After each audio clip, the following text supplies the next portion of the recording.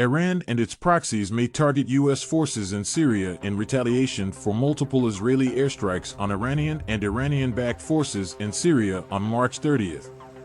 Israel Defense Forces, IDF, conducted 2 airstrikes targeting a likely Iranian or proxy officer and an Iranian-backed militant facility near Damascus on March 30th. Syrian media reported that the first airstrike targeted a pro-Iranian foreigner traveling in the vicinity of a possible Iranian air defense site, suggesting that the target was an individual of some significance to the Iranian project in Syria. CTP previously reported that the IDF likely targeted an IRGC Quds force facility and headquarters in the same general area on February 18, indicating that senior Iranian and proxy officers are present there. Iranian leadership has previously warned that it holds the U.S. accountable for Israeli airstrikes in Syria, and Iranian proxies have attacked U.S. positions on several occasions in retaliation for such airstrikes, including the March 23 drone attack that killed an American contractor in northeastern Syria. Iranian officials and state media outlets have signaled their readiness to continue the escalation cycle against the U.S. in recent days. The Iranian Advisory Center in Syria, a likely front for the IRGC Quds force, issued a statement on March 24 warning that Iran's axis of resistance can retaliate against any U.S. attacks in Syria. Iranian state and proxy media echoed these remarks, emphasizing that the axis of resistance is prepared to respond to attacks on its forces. State-controlled IRNA similarly reported on March 28 that some of the recent Iranian-backed attacks on U.S. forces demonstrated that the resistance forces are ready to respond to any American aggression. IRNA added that the American bases in Syria are vulnerable, despite having air defenses.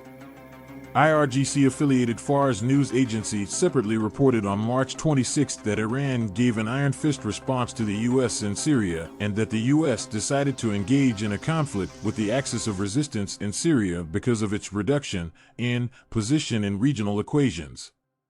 Iranian Foreign Affairs Minister Hossein Amir Abdollahian stated on March 29 that Iran responded decisively and clearly to the American side in the events that took place east of the Euphrates. The IDF's latest airstrikes may therefore trigger Iranian-backed strikes on U.S. forces meant to, in fact, deter Israeli airstrikes.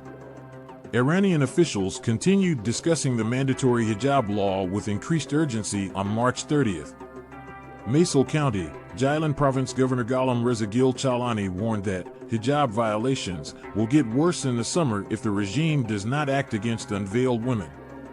Parliamentary Cultural Committee spokesperson Ahmad Rastina separately stated that officials who disregard hijab violations are more guilty than unveiled women themselves.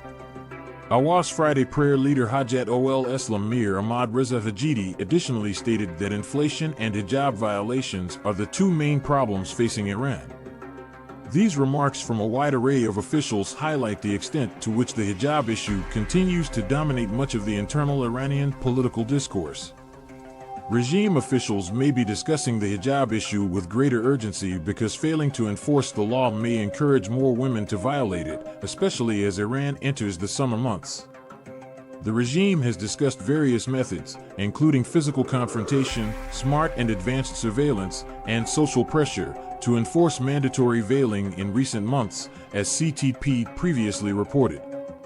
It is unclear whether these approaches will achieve the regime's desired effect of increasing hijab compliance in the coming months, however. Economic affairs. The Iranian rial depreciated from 538,500 rials to $1 on March 29 to 549,000 rials to $1 on March 30th. Iranian social media users circulated footage of individuals in Tehran lining up to buy US dollars on the same date. Nuclear program. Foreign Affairs Minister Hossein Amir Abdollahian stated that the Iranian parliament could impose a deadline for nuclear negotiations during an interview with Al Jazeera on March 29.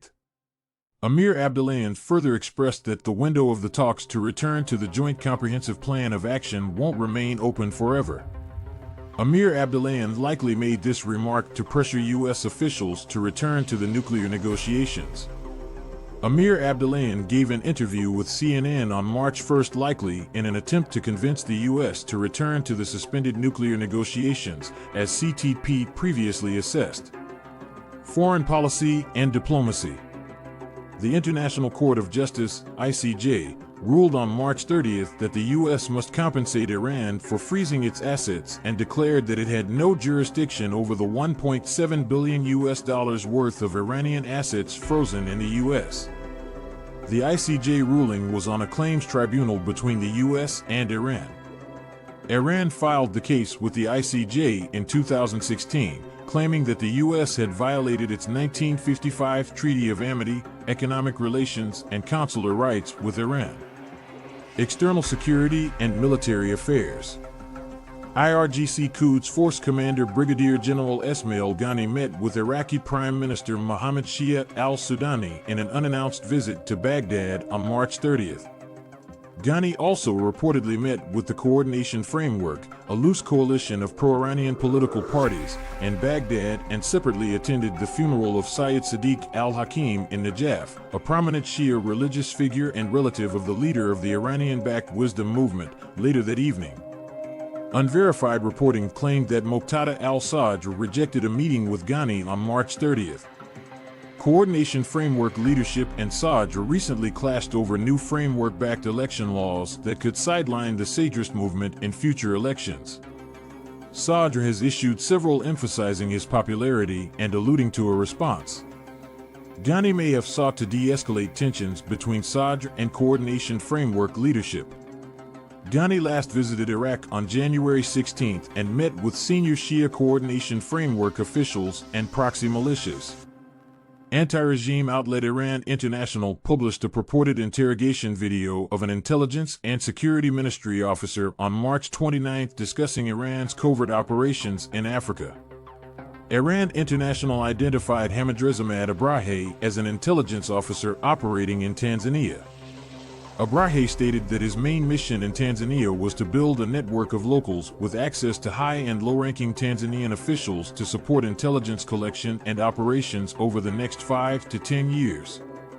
Abrahe added that the ministry's intelligence collection efforts were focused on the U.S., Israel, Saudi Arabia, and Azerbaijan and referenced tensions between the ministry and IRGC intelligence organization.